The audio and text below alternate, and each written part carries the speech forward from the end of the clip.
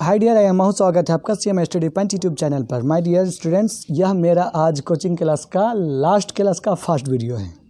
जी हाँ, 2021 में एग्ज़ाम देने के लिए जो आप विद्यार्थी हैं, आप मेरी कोचिंग क्लास में मैं अपनी क्लास में लाइव हूँ और अपनी क्लास में अपनी लास्ट क्लास का फर्स्ट वीडियो है। ठीक है, इससे पहले मैं वीडियो बनाने की कोशिश में थे बट ऐसा हुआ नहीं था, लेकिन चले आज अंत भला तो सब भला।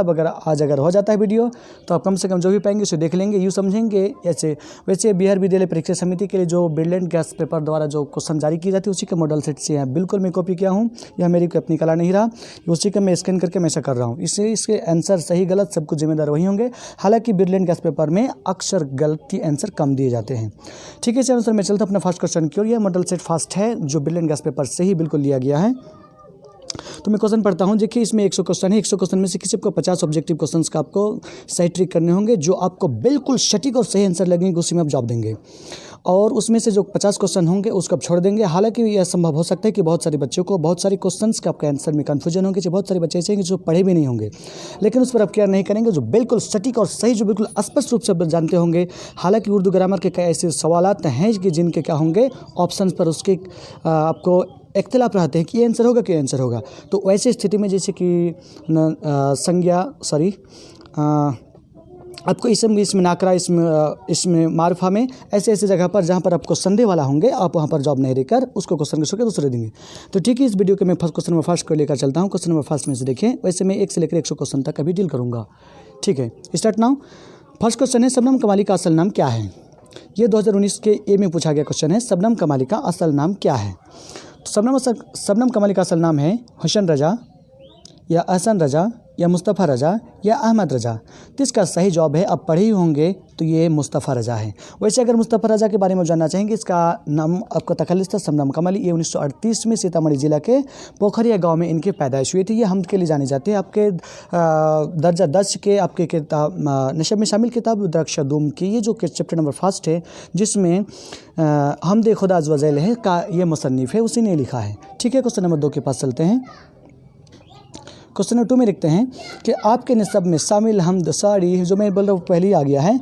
आपके निसब में शामिल हमद के शायर कौन हैं? तो शायर कौन हैं? हुसैन नईम हैं या शबनम कमाली हैं या सैयद मोहम्मद जाफरी हैं या इरफान सिद्दीकी हैं? तो ये क्या होंगे? इसका सही जवाब होंगे शबनम कमाली, जो अभी मैंने तुरंत आपको बोला गया चैप्टर नंबर फर्स्ट में बिल्कुल है। नेक्स्ट चलता हूँ क्वेश्चन नंबर 3 के पास। 3 में लिखिए कि निसब में शामिल अफसाना भाभीजान किसकी तख्लीक है? तो अफसाना भाभीजान किसकी तकलीफ है? ध्यान रखेंगे आप लोग भी। अब्दुल मगनी, ऑप्शन से अब्दुल मगनी, नंबर 2 बी साहिल अज़ीम आबादी या नंबर सी अख्तरुल नदवी, अख्तरुल दियानवी। ठीक है, और ये प्रेमचंद। तो क्या है इसमें से है? आपको क्या है इसका सही जवाब है साहिल अज़ीम आबादी। आप साहिल अज़ीम आबादी के बारे में जानते होंगे, जिसका असल नाम मुजीबुर रहमान था। ठीक है, उन्होंने ही यह चैप्टर नंबर आपको पहला है जो आपको अफसाना का, ये पहला अफसाना है आपके निसब में शामिल, जो 4 अफसाने में से पहला अफसाना है साहिल अज़ीम आबादी द्वारा लिखी आपको भाभीजान है। वैसे भाभीजान के बारे में जानना चाहेंगे तो भाभीजान का प्रथम किरदार आपको मेन एक्ट्रेस, मेन हीरो जो है आपको भाभीजान ही है, जिसके पास क्या था? उनके देवार शकील अख्तर था। उनके पास एक लड़की थी जिसका नाम सम्मी थी, जिनके खर्चा भी चलाया करते थे, वही चलाया करते थे। और क्या है कि भाभीजान का जो शोहर था भाईजान था। भाईजान अक्सर सियासती तौर पर जब तब वो जेल जाया करते रहते थे। चलता हूँ आगे की ओर देखने के लिए। क्वेश्चन नंबर 4 के पास है। 4 में देखते हैं कि साहिल अज़ीम आबादी की पैदाइश कहाँ हुई थी? साहिल अज़ीम आबादी की पैदाइश गया में हुआ था या पटना में हुआ था या खुसरूपुर में हुआ था या मुजफ्फरपुर में हुआ था? तो इसका क्या हो जाएगा? ये आपको साहिल अज़ीम आबादी का पैदाइश पटना में, वास्तव में पटना से थोड़ा दूर एक शहर छोटा सा लोकल में था। खैर, आगे चलता हूँ। क्वेश्चन नंबर 5 में है। क्वेश्चन 5 में देखिए, कमर जहाँ का कौन सा अफसाना शामिल नसब में है? अर्थात कि आपकी किताब दरख्शदूम के आपको किस में आता है? तो किस में है? चारागिर, कटी हुई शाख, अजनबी चेहरे या रेनिगर? तो क्या है? ये आपका सही जवाब है आपका कटी हुई शाख, कमर जहाँ का है, जो कटी हुई शाख है, जिसमें जो अफसाना में आपको 2 नंबर अफसाना में आते हैं। चलिए नेक्स्ट चलता हूँ। क्वेश्चन नंबर 5 6 में है कमर जहाँ का। 6 में है कमर जहाँ ने अफसाना निगारी कब शुरू किया? कमर जहाँ ने अफसाना निगारी कब चालू किया? कब? 1964 में, 1965 में, 1966 में, 1967 में। तो इसका राइट आंसर क्या हो जाएगा? इसका राइट आंसर हो जाएगा ये 1966 ईस्वी में कमर जहाँ ने अपनी क्या हो गया अफसाने निगारी को शुरू किया। नेक्स्ट देखते हैं क्वेश्चन नंबर 7। क्वेश्चन नंबर 7 में है कि निगार आज़िम कौन सा अफसाना आपके निसब में शामिल है? निसब कहानी का मतलब आपकी किताब में कौन सा शामिल है? निगार आज़िम का कौन सा अफसाना आपके निसब में शामिल है? वो है ऑप्शन से फरार, बी काटियूशाक, सी आशियाना, डी भाईजान। तो क्या हो गया? ये है आपको निगार आज़िम का हमारे निसब में शामिल है आशियाना। ठीक है, ये आशियाना है। जो आशियाना की किरदार आपको क्या था? बरकत अली सिद्दीकी थी। बरकत अली सिद्दीकी थे आशियाना, हाँ जी, बरकत अली सिद्दीकी, और जिनके बीबी का नाम था आपको जरीना था और उनके बेटा का नाम सिराज अली था, बहू का नाम आरफाना था।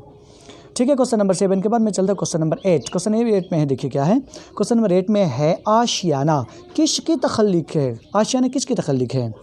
आशियाना किसकी तख्लीक है?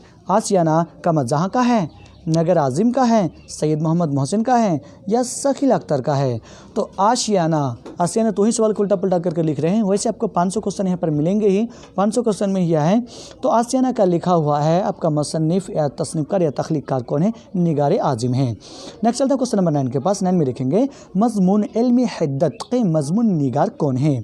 मज़मून इल्म हिद्दत के मज़मून निगार कौन है? ऑप्शन से अब्दुल मगनी, बी अख्तरुल यनवी या वाहब असराफ़ी, इनमें से कोई नहीं। माय डियर स्टूडेंट्स, को मैं जो बोलने में तलफ़ुज़ में थोड़ा तकलीफ़ होती है, तलफ़ुज़ की ख्याल नहीं कीजिए। वैसे मैं स्कूल से हूँ बट पढ़ाने की इतना कोशिश है, बस इतना ही मानिए काफ़ी। धन्यवाद। नेक्स्ट चलता हूँ क्वेश्चन नंबर। इसका राइट आंसर क्या होगा? तो इसका राइट आंसर हो जाएगा इनमें से कोई नहीं, क्योंकि मज़मून इल्म हिद्दत के मज़ामीन ये क्या है? ये आपको माखज है, अपने से ली गई है, चूँकि साइंटिफिक कहानी है, ये साइंस से रिलेटेड किस्सा है। नेक्स्ट चलता हूँ क्वेश्चन नंबर 10 के पास। 10 में देखिए क्या है? 10 में है सर सैयद की वालदा का क्या नाम था? सर सैयद का वालदा का नाम क्या था? क्या नूरुन्निसा बेगम, सदरुन्निसा बेगम, अजीजुन्निसा बेगम, बदरुन्निसा बेगम? तो इसका क्या हो जाएगा? ये हो जाएगा अज़ीज़ुन्निसा बेगम। वैसे 2-4 व्यक्ति के किरदार के शख्सियत के कभी माँ और वालदा और कभी बीवी के नाम हैं। ठीक है, जिसमें सर सईद अहमद खां, जिसमें मिर्ज़ा गालिब है, मौलाना अबुल कलाम आज़ाद है, इन लोगों की यही है। बस इसको थोड़ा ध्यान रखेंगे। तो सर सईद अहमद खां के वालदा का नाम था अज़ीज़ुन्निसा बेगम। नेक्स्ट चलता हूँ क्वेश्चन नंबर 11 के पास। अलीगढ़ कॉलेज की बुनियाद किसने डाली? अलीगढ़ कॉलेज की बुनियाद किसने डाली? तो आप जानते होंगे अलीगढ़ मुस्लिम यूनिवर्सिटी जिससे भारतीय स्वतंत्रता तहरीक में, स्वतंत्रता आंदोलन में, स्वतंत्रता तहरीक में, गदर में, इंडियन गदर में, भारत के गदर में इसके बहुत तो अहम किरदार था, रोल अहम नमा था। तो जैसे देखिए उसमें हाली, ऑप्शन से हाली है या सर सैयद है, शाबिल नुमानी है, मेरा मन देहलवी है। तो इसे क्या होंगे कि ये अलीगढ़ कॉलेज के लिए जो सर सैयद अहमद खां ही इसका ज़िम्मेदार हैं, जिन्होंने ही अपने बलबूते से, मेहनत मशक्क़त कोशिश से और ये खुदा की मेहरबानी से आज भी उनका अंश अबू मौजूद है, जो आज भी अलीगढ़ मुस्लिम यूनिवर्सिटी के नाम से जाना जाता है। वैसे 1920 ईस्वी में अलीगढ़ मुस्लिम यूनिवर्सिटी 1920 ईस्वी में जामिया मिलिया इस्लामिक यूनिवर्सिटी का दर्जा दिया गया था। वो पहले आपको सर सैयद अहमद खां मोहम्मद एंग्लो ओरिएंटल कॉलेज के नाम से जाना जाता था, जो बाद में इसे अलीगढ़ मुस्लिम यूनिवर्सिटी के नाम से तत्काल वर्तमान में जाना जाता है। देखता हूँ क्वेश्चन नंबर 12 में क्या है? भीमराव अंबेडकर की कौम को क्या कहा जाता था? वैसे आप अगर उर्दू में ना सही, कम से कम दुनिया में आज तक अगर मैट्रिक के स्टूडेंट्स हैं तो आप बहुत सारी दीगर किताबों में पढ़े होंगे, उनके कई तरह के। आज भी आप कम से कम आप हिंदी से हो चाहे आप उर्दू से हो, आप उसके बारे में आज भी जान के जाइए तो कम से कम 10 नंबर हिंदी में आपको मजमून लिखने में, अर्थात ऐसे लिखने में, निबंध लिखने में बड़े कामयाब हो सकते हैं आप। तो भीमराव अम्बेडकर के बारे में आप जान सकते हैं, जो हमारे तख्लीक़-कार हिंद है, आईने हिंद है, अर्थात भारत के संविधान बनाने वाले हैं भीमराव अम्बेडकर हैं। वो अछूत कहलाते थे। ठीक है, वो महार जाति से आते थे। ठीक है, और उनके वालिद वालदा का भी नाम भी है। भीमाबाई उनके वालिदा का नाम था। आपको रामोजी शिकपाल उनके वालिद का नाम था। तो मैं देखता हूँ इसमें क्या है। क्वेश्चन नंबर 12 में देखते हैं भीमराव अम्बेडकर की कौम का क्या नाम था? अछूत, छूत, किन्नर या कोई नहीं। तो इसका क्या हो जाएंगे? ये हो जाएगा अछूत, ये हो जाएगा अछूत।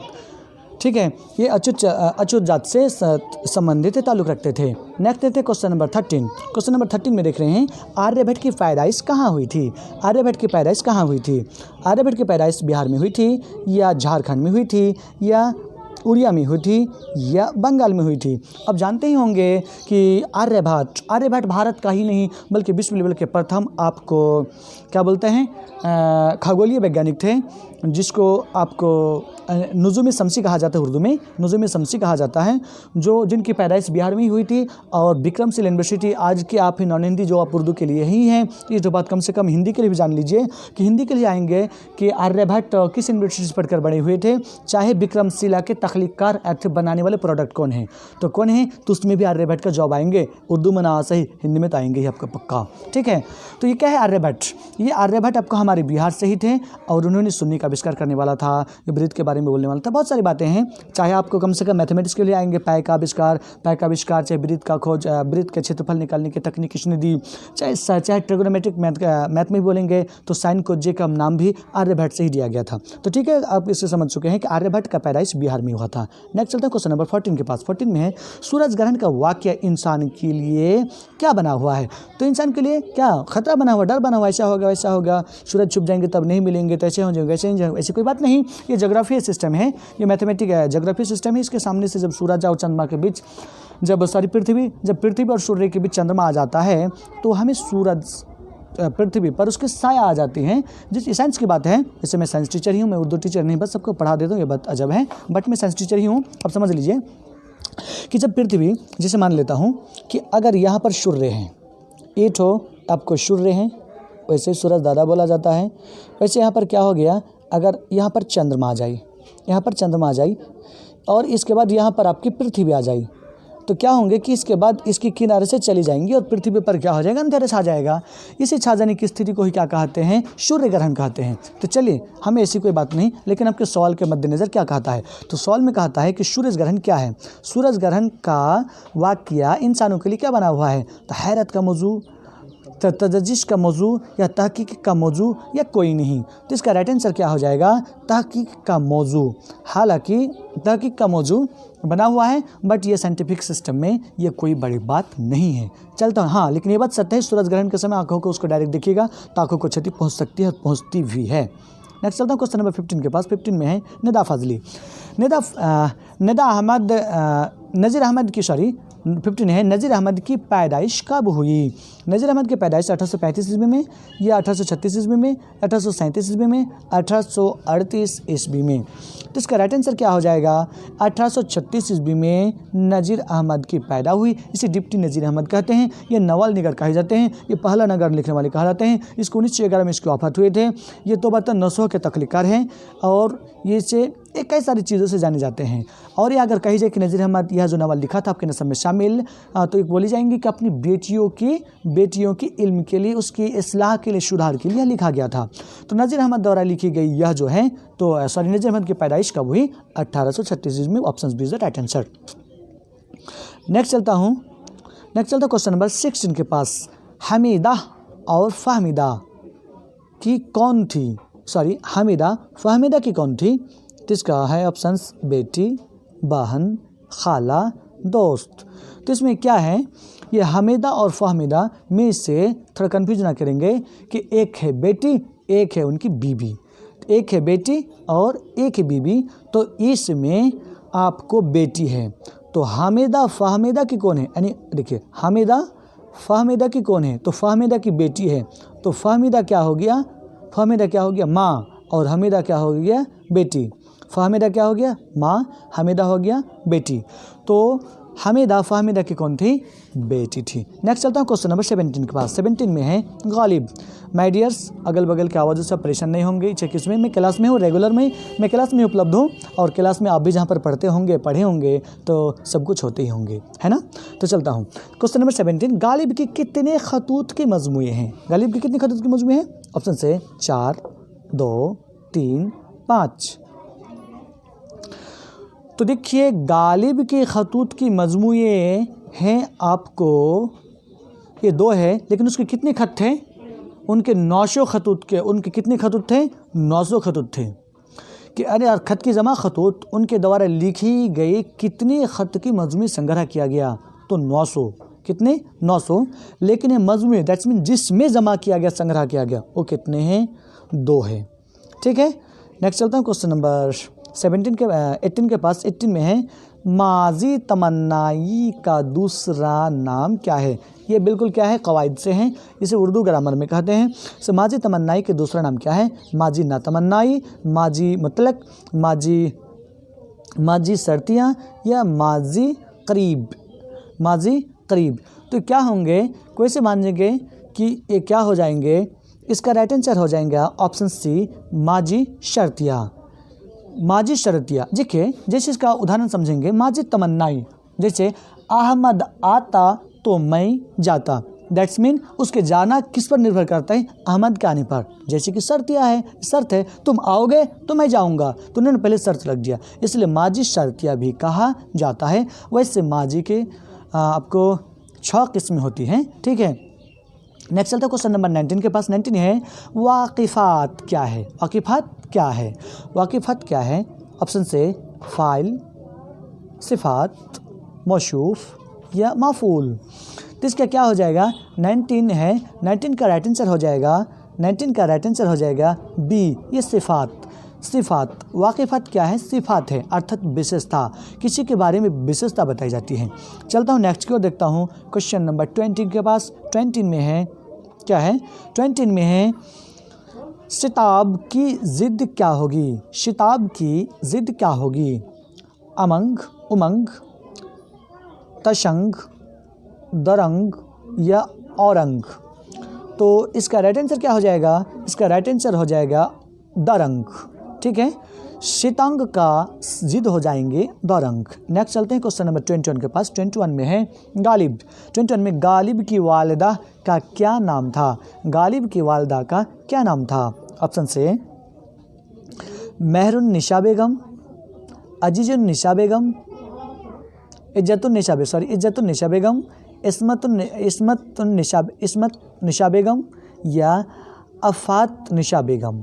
तो इसका राइट आंसर क्या हो जाएगा? इसका राइट आंसर हो जाएगा इज्जतुन्निसा बेगम गालिब के वालिदा का नाम है।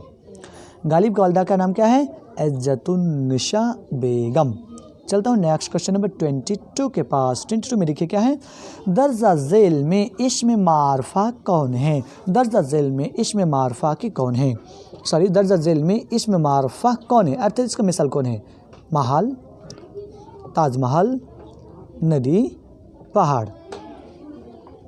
देखिए माय डियर्स, अगर इसको कुछ समझने में थोड़ा तकलीफ होंगी तो बाय चांस आपको हो सकता है, और ये कन्फ्यूजन होना ही चाहिए, इंसान कन्फ्यूजन भी होता है, वैसे कहा जाता है ना, more study more confusion, no study no confusion. तब ज़्यादा पढ़ेंगे तो कई तरह के सवाल भी आएंगे। यहाँ पर है इस्म मारफा और इस्म नाकरा। इस्म मारफा मीन्स खास, इस्म नाकरा मीन्स आम। इस्म मारफा को इस्म खास भी कहा जाता है और इस्म नाकरा को इस्म आम भी कहा जाता है। तो खैर छोड़िए, यहाँ पर क्या है, आप ऑप्शंस पर थोड़ा विचार कीजिए, ऑप्शन पर थोड़ा गौर कीजिए। देखिए महल, किसी का भी महल, रानी का महल, रानी का बॉब, ताजमहल, ठीक है, और सारी महल हैं तो महल का महल हो गया। नदी, गंगा नदी, ब्रह्मपुत्र नदी, कोशी नदी, ठीक है, जमुना नदी, ये तो सब नदी नदी कहलाता है। ये पहाड़, हिमालय पहाड़ है आपको, और सारे दीगर पहाड़ हैं। लेकिन अब जब ताजमहल की बात करते हैं माय डियर्स, तो कितने ताजमहल हो सकते हैं?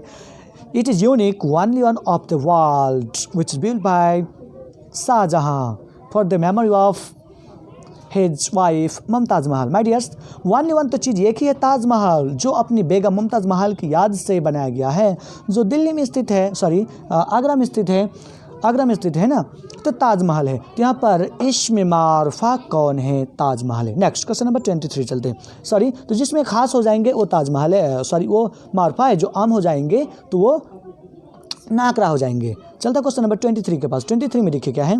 23 में है बेदी के एक ड्रामे के मजमूए का नाम लिखे। दैट्स मीन एक होना चाहिए।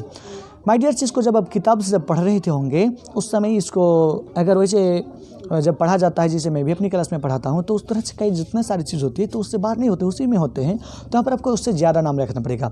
तो बेदी के एक ड्रामे के मजमूए का नाम यही है कि जैसे ऑप्शन से सात खेल या रुस्तम व सोहरब या ख्वाब हस्ती या शोलावर गंग। ठीक है, शोलावर कंग। तो इसका राइट आंसर क्या हो जाएगा? इसका राइट आंसर हो जाएगा सात खेल। इसका क्या हो जाएगा? बेदी के एक आपको क्या है, बेदी के एक ड्रामे के मजमूए हैं। चलता क्वेश्चन नंबर 24 के पास। 24 में देखते हैं, बेदी का यह इंटरव्यू, यानी कि आपके नसब शामिल दर्जा दोम में जो है तो बेदी का इंटरव्यू है। ठीक है, बेदी का यह इंटरव्यू कहाँ के लिए शदाबंद किया गया था। अर्थात कहा जाए कि कहाँ के लिए लिया गया था, तो ये क्या था, वो ऑल इंडिया रेडियो पर जो जॉब कर रहे थे, तो किसी की जॉब के लिए, मुलाजिम के लिए इसकी तरफ पूछताछ की जाती है। और इंटरव्यू का भी अगर आप परिभाषा तारुफ भी अगर जानना चाहेंगे तो उसका तारुफ भी यही होता है कि किसी बारीक में, उसके ज़ाती बारे में, उनके बारे में सब कुछ गौर व फिक्र करना, उसका पूछताछ करना, एक आदमी को उससे सवाल पूछना, उस सारे सवाल को जवाब देना, एक बार दूसरी पर्सनैलिटी, उसको क्या कहा जाता है? इंटरव्यू कहा जाता है। तो यहाँ पर क्या है, उसको जॉब होना था, लेकिन कहाँ पर होना था? All India radio Mumbai, all India radio Delhi, all India radio Patna, इसमें कोई नहीं। तो ये था, उनके लिए था, कौन था? ऑल इंडिया रेडियो मुंबई के लिए यह इंटरव्यू लिया गया था, वो भी इस्मत चगताई के द्वारा। नेक्स्ट क्वेश्चन नंबर 25 के पास पहुँचते हैं। 25 देखिए, इबादत की जमा क्या होगी? इबादत की जमा क्या होगी?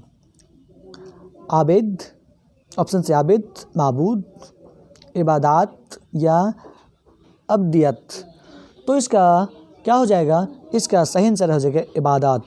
ठीक है, इबादत। ठीक है, नेक्स्ट चलता है क्वेश्चन नंबर 26 के पास। 26 में देखिए, दर्ज झेल में कौन सा लफ्ज़ मुअन्नस है? कौन सा लफ्ज़ मुअन्नस है? आसमान, ऑप्शन से आसमान, बी सूरज, ज़मीन, चांद। जैसे देखिए क्या आएंगे कि मुअन्नस मीन्स स्त्रीलिंग है ना। तो देखें, अभी इससे पहले जैसे सूरज ग्रहण की जब बात आई थी तो यहाँ पर बात आ गई थी कि आपको सूरज को अगर रिश्ता बोला जाए तो क्या बोला जाता जी? चंदा मामा दूर के पुए पकाए गुड़ के। दैट्स मीन चंदा इज़ मामा मेरे क्या है? ये पुरुष है ना। ठीक है, तो ये ताने मुअन्नस है, मुअन्नस नहीं है। जबकि सूरज को दादा, आसमां किसी खास नाम नहीं, लेकिन धरती माता, ज़मीन, आज ये तत्काल वर्तमान दौर की आपको भारत की जो स्थिति है, भारत माता है ना, धरती माता है ना। तो धरती जब माता हो गया तो मुअन्नस कौन होगा? ज़मीन है ना, ज़मीन माता। इसलिए याद रखिएगा, ऐसे सवाल आप कभी पढ़े भी ना हो तो माय डियर्स आप इसका सही जवाब दे सकते हैं, क्योंकि यहाँ पर बोल दिया जा रहा है ना कि चंदा को मामा बोला, सूरज को दादा बोला जाता है, तो यहाँ पर ज़मीन को माता बोला जाता है ना। चलता हूँ क्वेश्चन नंबर 27 के पास। 27 में क्या है? क़ैद का मुतरादिफ क्या होगा? क़ैद का मुतरादिफ क्या होगा? क़ैद का मुतरादिफ क़ैद, बंद, क़ैद या जेल। तो क्या हो जाएगा? क़ैद का आपको जवाब हो जाएगा बंद, सॉरी मुतरादिफ बोला गया। हम सुत माने, जैसे कि उसको क्या बोलते हैं इंग्लिश में? सिनोनिमस बोलते हैं, और उसको क्या बोलते हैं हिंदी में? पर्यायवाची बोलते हैं ना। तो क्या बोलते हैं कि कैद कर लो, बंद कर लो, बोलते हैं ना, कैद कर लो, बंद करो, कैद बंद। कैद मीन्स कैद कर लो, बंद मीन्स भी बंद कर लो। तो कैद बंद ये दोनों मुतरादिफ है। जैसे हिंदी में पर्यायवाची बोलते हैं, इंग्लिश में सिनोनिम बोलते हैं। माय डियर्स, अगर आप पढ़ते होंगे तो ये बड़ी आसान चीज़ है। वैसे हिंदी में भी काम आएंगे, इंग्लिश में भी काम आएंगे, उर्दू में भी काम आएंगे। ठीक है, नेक्स्ट चलता हूँ क्वेश्चन नंबर 28 में है संग के सही मानक क्या है? संग का सही मानक क्या है? शीशा, पत्थर, पानी, मिट्टी। आप जानते हैं ना, करे तुम्हारा दिल तो संग है, तुम संग दिली इंसान हो। हम मिट्टी दिल के इंसान नहीं बोलते, अरे पत्थर दिली इंसान हो तुम्हें जरा से भी दया नहीं आती। यानी संग मीन्स पत्थर, संग दिली मीन्स पत्थर दिली इंसान है। चलता हूँ क्वेश्चन नंबर 29 के पास। 29 है, इंडिया गेट की तामीर किस हुक्मरान ने की थी? कि इंडिया गेट की तामीर किस हुक्मरान ने की? ऑप्शन से मुग़ल हुक्मरान ने, खिलजी हुक्मरान ने, अंग्रेजी हुक्मरान ने शहरशाह ने। तो क्या हो गया 29 है, ये क्या है इंडिया गेट। तो इंडिया गेट क्या है, ये अक्सर सोचते होंगे कि शायद इंडिया गेट, शायद लाल किला, ताजमहल, ठीक है, बहुत सारे इमारतों का आपको निर्माण करता, बनाने वाला, तख्लीकार आपको भारत सरकार मुग़ल सल्तनत के, मुग़ल बादशाहत के कई लोगों ने किया था। लेकिन इंडिया गेट भी शायद कर दिए होंगे, बट इट इज़ नॉट, ऐसा नहीं है माय डियर। ये है अंग्रेज़ों ने इनको बनाया था। किसने बनाया था? अंग्रेज़ों ने बनाया था, ठीक है। तो इसका मतलब कौन होगा? Option C is the right answer of this question 29। Next question number 30। Question number 30 में क्या है? क्वेश्चन नंबर 30 में देखिए, इंडिया गेट किसकी नज़म है? यानी कि आपके निसाब में शामिल, आपके दरख्त 2 में जो किताब में है वो जो इंडिया गेट लिखा हुआ है, तो किसने लिखा था? तख्लीकर कौन है? निदा फजली, जगन्नाथ आज़ाद, सैयद मोहम्मद जाफरी, परवेज़ चाहिदी। तब ध्यान रखेंगे कि यहाँ पर बिजली का खंबा है, इंडिया गेट है, ठीक है। तो ये जगन्नाथ आज़ाद का लिखा हुआ है। इंडिया गेट का तख्लीकर कौन है, लिखने वाला कौन है? आपको जगन्नाथ आज़ाद हैं, ठीक है। क्वेश्चन नंबर 31 में देखें, परवेज़ चाहिदी का वालिद का क्या नाम था? परवेज़ चाहिदी के वालिद का नाम क्या था? परवेज़ चाहिदी के वालिद का नाम क्या था? सैयद अमर हुसैन, सैयद अहमद हुसैन, सैयद इनाम हुसैन या सैयद सदरुद्दीन हुसैन, ठीक है। सदरुद्दीन हुसैन है, ठीक है। खैर जो भी हो, आप हमसे ज़्यादा समझदार होंगे, ठीक है। मैं चलता हूँ 31। तो इसका 31 का इसका राइट आंसर क्या हो जाएगा? ये ऑप्शंस में क्या बोल रहे हैं? परवेज़ चाहिदी। तो सैयद अहमद हुसैन है, ये सैयद अहमद हुसैन। परवेज़ चाहिदी के वालिद का नाम सैयद अहमद हुसैन है। माय डियर्स, ये आपको मैं भी क्वेश्चन के एतबार से मैं बोलता हूँ, चाहे मेरे पास भी आज भी लाइव क्लास मौजूद सामने भी है, बच्चे एक साथ जाके एक साथ नहीं पढ़ पाते हैं। तो ऐसी स्थिति में ये अच्छी चीज़ ना सही, बुरी चीज़ ना सही, तो आपको फ़ायदा कर सकता है। बस आंखों में देखें, साथ साथ थोड़ा बोलने की कोशिश कीजिए और देखिए कि किसको क्या कहा जाता है, तो आपको ज़रूर कुछ ना कुछ फ़ायदे होंगे। चलता क्वेश्चन नंबर 32 के पास। 32 में है, नज़म बिजली का खंबा के शायर कौन है? नज़म बिजली के खंबा का शायर कौन है? बिजली के खंबा का शायर कौन है? ऑप्शन से निदा फजली, सैयद मोहम्मद जाफरी, शकबस्त या परवेज़ चाहिदी। तो क्या हो जाएगा? ये निदा फजली, नज़म बिजली का खंबा है, ये निदा फजली के द्वारा ये लिखा गया है, उसी के ये तख्लीकर वही हैं। चलता क्वेश्चन नंबर 33 के पास। 33 में देखिए क्या है? 33 में निदा फजली के शायरी मजमूए कितने हैं? यानी कि जिसमें मजमूए किसको कहते हैं माय डियर्स? जिसमें 1 2 3 4 5 कोई भी शायर जब लिखता है, 1 तो लिखता है, 2 तो लिखता है, 3 तो लिखता है, 5 तो लिखता है, लिखते लिखते कुछ ज़्यादा हो जाता है, एक बुक बना लेते हैं। तो बुक बनाए हुए बुक में भी एक कुछ ना कुछ नाम देना पड़ता है। जैसे कि आप मोबाइल में फाइल बनाते हैं ना, तो उसमें कई नाम रखते हैं, कई चीज़ रखते हैं ना, कई फोटो रखते हैं ना। तो इसी प्रकार जिसमें उसके सारे कई नज़मों का, कई अफसानों का जब उसमें मजमूए रहता है, तो उसी को क्या बोलते हैं? जमा रहता है, जमा क्या रहता है, उसको मजमूए बोलते हैं। तो उसको टोटल कुल मिलाकर निदा फजली के कितने शायरी मजमूए शामिल थे? तो ऑप्शन से 6, 8, 5, 4। तो क्या हो जाएगा? ये हो जाएगा आपको 6। निदा फजली के शायरी मजमूए कितने हैं? 6 होते हैं, 6 है। नेक्स्ट चलते क्वेश्चन नंबर 34 के पास। 34 में देखिए तो क्या है? सैयद मोहम्मद जाफरी की कौन सी नज़म आपके नसब में शामिल है? देखिए नज़म खास नहीं है। सैयद मोहम्मद जाफरी का कौन है? खड़ा डिनर है, हम नौजवान हैं, या बिजली का खंबा है, इंडिया गेट। इंडिया गेट तो बोल ही दिए जगन्नाथ आज़ाद, बिजली के खंबा बोल ही दिए निदा फजली। अब कौन बच गया? एक खड़ा डिनर और एक बच गया हम नौजवान। वैसे आपके नसब शामिल बुक में, किताब में कितने हैं? 4 ही तो है। तो अब 4 ही में से आपके सामने सब मौजूद है। ये खड़ा डिनर सैयद मोहम्मद जाफरी का खड़ा डिनर है। और ये खड़ा डिनर ये क्या है? ये मजाइया नज़म है। मजाइया नज़म उसको कहते हैं। इसके दूसरा एक भी एक और नाम है, मैं भूल रहा हूँ। ये मजाई है, अर्थ का मनोरंजन के लिए। अच्छा, आप अगर विद्यार्थी है तो आपको पता ही होना चाहिए, आप हिंदी में पढ़े हैं ना? कौन? चिकित्सा के चक्कर कैसा है? हास्य व्यंग है। चिकित्सा चक्र क्या है? हंस्य व्यंग है ना। तो जिस प्रकार हंस्य व्यंग को लिखा नहीं गया तो ये क्या सॉरी ऐसे कोई वास्तविक सच्ची कहानी नहीं है, बल्कि अब सिर्फ बेढबन से लिखा गया मनगढ़ंत कहानी लिखी गई। तो खड़ा डिनर भी सैयद मोहम्मद जाफरी द्वारा सिर्फ इस तरह की कल्पना किया गया। ठीक है, अब एक बार से भी देख लेंगे। बच गया कौन?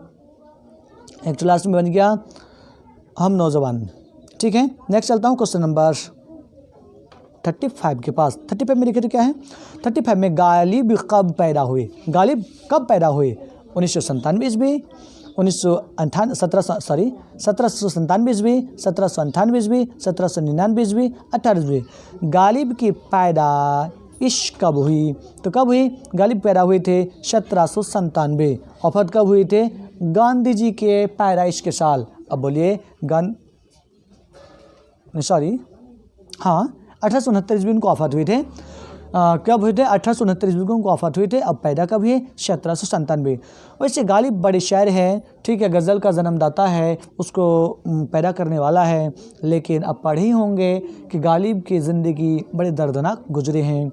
गालिब की ज़िंदगी बड़ा दर्दनाक ज़िंदगी है। अब बेहतर जानते होंगे, सुने होंगे। वैसे मैं सिर्फ आपको भी क्वेश्चन मॉडल रूप में सेट में के रूप में आपके सामने बोल रहा हूँ। ठीक है, क्वेश्चन देखते हैं। क्वेश्चन नंबर 36 में है गालिब शायरी में पहले क्या तखल्लुस करते थे? माय डियर्स, अगर थोड़े से भी पढ़े होंगे तो आपको याद होना चाहिए वो क्या रखते थे? खास्ता रखते थे। चलिए देखता हूँ खास्ता कहाँ लिखा हुआ। ऑप्शन से सरमद, इबरत, उल्फत और अशाद। और सॉरी, खास्ता ये नहीं रहते थे। खास्ता आपको शाबिल नुमानी रखते थे खास्ता। ठीक है, जो गालिब की कहानी से बदल लेते हैं। तो ये अशाद। गालिब पहले क्या रखते थे? अशाद। गालिब पहले क्या रखते थे? तकल्लिश, अशाद।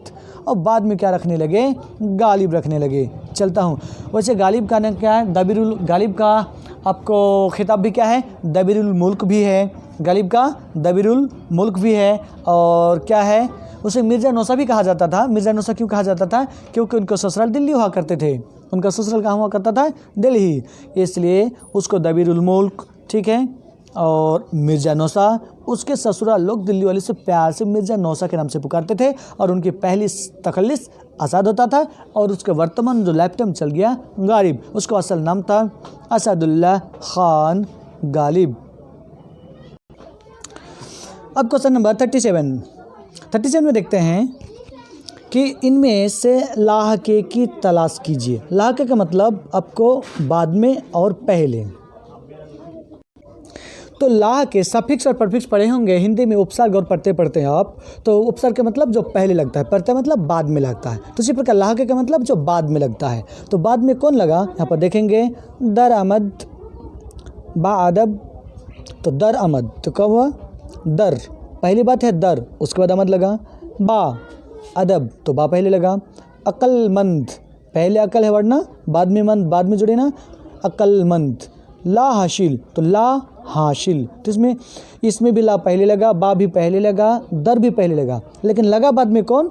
तो लगा बाद में मंद। तो जो बाद में लगता है उसको क्या बोलते हैं? लाह के बोलते हैं। जो बाद में बोलते हैं उसको क्या बोलते हैं? लाह के बोलते हैं। इस प्रकार मेरा राइट आंसर क्या हो जाएगा? Option C is the right answer of this question कि लाह के अकलमंद मन जिसमें लगा हुआ रहेगा, जिस मंद वाला आहट हो जाएगा, इस तरह की चीज़ को क्या बोलते हैं? हम लाह के बोलते हैं।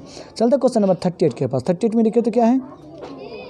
38 में खार का हमसूत लफ्ज़ क्या होगा? हमसूत मतलब ऐसे आप पढ़े हैं सुरत बिन समिन अर्थक। हिंदी में क्या पढ़ते हैं आप? शुरुत बिन सम बिन अर्थक। ठीक है, उसके बाद तो क्या देखते हैं? तो इसमें देखते हैं खार। वैसे खार मीन्स क्या होता है? कांटा। खार मीन्स क्या हो जाता है? कांटा हो जाता है। तो कांटा से यहाँ तो मतलब है नहीं। यहाँ पर हम शुद्ध देखें तो खार का खार, जलीलो खार होकर मर मिट गए। तो खार तो क्या हो गया? खार। ना खाक होता, ना खाश होता, ना ख्वाब होता, ना ही ख्वाब होता। ठीक है, तो क्या हो जाता है? ख्वार। इसका राइट आंसर क्या हो जाएगा? खार।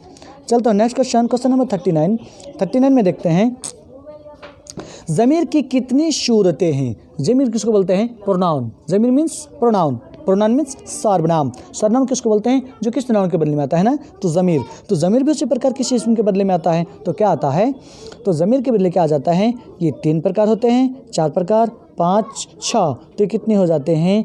3 प्रकार के होते हैं। चलता हूँ क्वेश्चन नंबर 40 में देखते हैं, तुम कहाँ जाते हो। यह कैसा जुमला है? लगता है ना हम सवाल पूछ रहे हैं, तुम कहाँ जाते हो, तो सवाल यह है ना, हाँ तुम कहाँ जाते हो।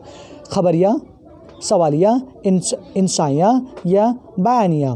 तो देखिए सवाल तुम कहाँ जाते हो, तुम यानी कि उससे पूछा जाए तुम कहाँ जा रहे हो, तो सवाल पूछ रहे हैं। जिस जुमले में सवाल पूछने के काम आ जाती है उसे सवालिया कहते हैं। जिस मित्र से कोई जानकारी मिल जाती है उसे क्या बोलते हैं, खबरिया बोलते हैं, है ना। चलता हूँ क्वेश्चन नंबर नेक्स्ट में। नसीम 41 में है, नसीम के वालिद का क्या नाम था। नसीम के वालिद का नाम क्या था। तो क्या है, कमला शंकर कौल, गंगा प्रसाद कौल, जमुना प्रसाद कौल या कोई नहीं। तो देखेंगे ये क्या है, ये कौल है, तो ये है गंगा प्रसाद कौल का बेटा का नाम था दिया शंकर कौल, जिसी को ही नसीम कहते हैं। अब समझ में आ गया। गंगा प्रसाद और नसीम के वालिद का नाम क्या था, पिता का नाम क्या था, गंगा प्रसाद, और नसीम का असल नाम क्या था, दिया शंकर। ठीक है ना। तो चलता हूँ नेक्स्ट क्वेश्चन नंबर 42 के पास। 42 में देख रहे हैं गज़ल। गज़ल के पहले शायर को क्या कहते हैं। गज़ल के पहले शायर को क्या कहते हैं, क्या कहते हैं याद रखिएगा। एक तो पहला एक तो लास्ट वाला होता ही है ना। हाँ, मुतला, रदीफ, काफिया, मक्ता। तो क्या बोलते हैं इसको, तो देखिए ये मुतला बोलते हैं। क्या बोलते हैं, मुतला बोलते हैं, और लास्ट को क्या बोलते हैं, मक्ता बोलते हैं। तो मतलब समझ लेंगे इसको, मैं आपको कोई ट्रिक। अच्छा देखिए, तो मुतला बोलते हैं, ठीक है। तो यहाँ पर क्या है, पहला शेर को मुतला और बाद में मुक्ता कहते, लास्ट को मुक्ता बोलते हैं। अच्छा चलिए, वैसे तो जो है आपको काफ से पहले आएंगे, इसी नाम से अगर याद कर सकते हैं तो आपके लिए बेहतर होंगे कि तो पहले आता है तो मुक्तला पहले और मुक्ता बाद में। ठीक ठाक। क्वेश्चन नंबर 43 देखिए, अहमद फराज की पैदाइश कब हुई। 1932 में, 1933 में, 1956 में, 1969 में, सॉरी 1959 में। तो इसका राइट आंसर क्या हो जाएगा, ये 1932 ईस्वी में अहमद फराज की पैदाइश हुई थी। अहमद फराज का ताल्लुक़ किस मुल्क से था जी। अहमद फराज का ताल्लुक़ बांग्लादेश से था, या नेपाल से था, या पाकिस्तान से था, हिंदुस्तान से था। तो अहमद फराज का ताल्लुक़ पाकिस्तान से था। क्वेश्चन नंबर नेक्स्ट 45 में देखिए, हुसैन नईम किस इदारे में डायरेक्टर के ओहदे पर मामूर थे। किसमें, राजा लाइब्रेरी रामपुर में, गालिब इंस्टीट्यूट दिल्ली में, या उर्दू लाइब्रेरी में, या फिर नेशनल लाइब्रेरी में। तो क्या हो जाएगा, इसका राइट आंसर हो जाएगा आपको गालिब इंस्टीट्यूट दिल्ली में। हुसैन नईम आज़ाद की किस जगह पर डायरेक्टर से आप सबक दोस्त हुए थे, गालिब इंस्टीट्यूट दिल्ली में। ठीक है। क्वेश्चन नंबर नेक्स्ट चलते हैं। क्वेश्चन नंबर नेक्स्ट 46 के, परवीन शाकिर के वालिद का नाम क्या था। तो परवीन शाकिर के वालिद का नाम था शाकिर हुसैन ना, याद कीजिए। ऑप्शन से सैयद खालिद हुसैन, सैयद जाबर हुसैन, सैयद साकिब हुसैन, सैयद साकिब हुसैन था, सैयद हामिद हुसैन। तो इसका क्या हो जाएगा, इसका हो जाएगा सैयद साकिब हुसैन, सैयद साकिब हुसैन। ठीक है। मैं नेक्स्ट चलता हूँ क्वेश्चन नंबर 47 के पास। 47 देखिए तो क्या है, 9 2 11 होना, ये कैसे लगता है, ये कवायद ग्रामर का है। 9 2 11 होना का मतलब क्या होगा, मतलब निकालना, ऑप्शन से मतलब निकालना, फ़ायदा पहुँचाना, भाग जाना, वापस होना। तो क्या है, चोर पुलिस को देखकर ही चोर 9 2 11 हो गया, मतलब भाग गया ना। तो option number C is the right answer. चलता हूँ क्वेश्चन नंबर 48 के पास। 48 में देखिए, यह नई गाड़ी है में मौसूफ कौन है। यह नई गाड़ी है में मौसूफ कौन है। तो इसमें मौसूफ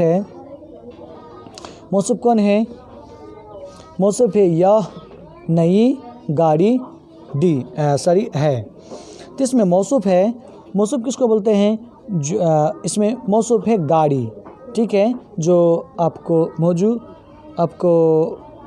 ज़मीन से मिलकर बना है मौसूफ। ठीक है, इससे उसी ग्रुप का है, तो यह है गाड़ी है। तो मौसूफ क्या है, गाड़ी है। चलता हूँ नेक्स्ट क्वेश्चन नंबर 49 के पास। 49 में देखते हैं, आरफान सिद्दीकी ने संस्कृत के किस शायर के ड्रामे का उर्दू तर्जमा किया है। तो ऐसे ड्रामा निगार के बारे में तो हम जानते हैं किसको, कालिदास को ना। तो इसका राइट आंसर क्या हो जाएगा?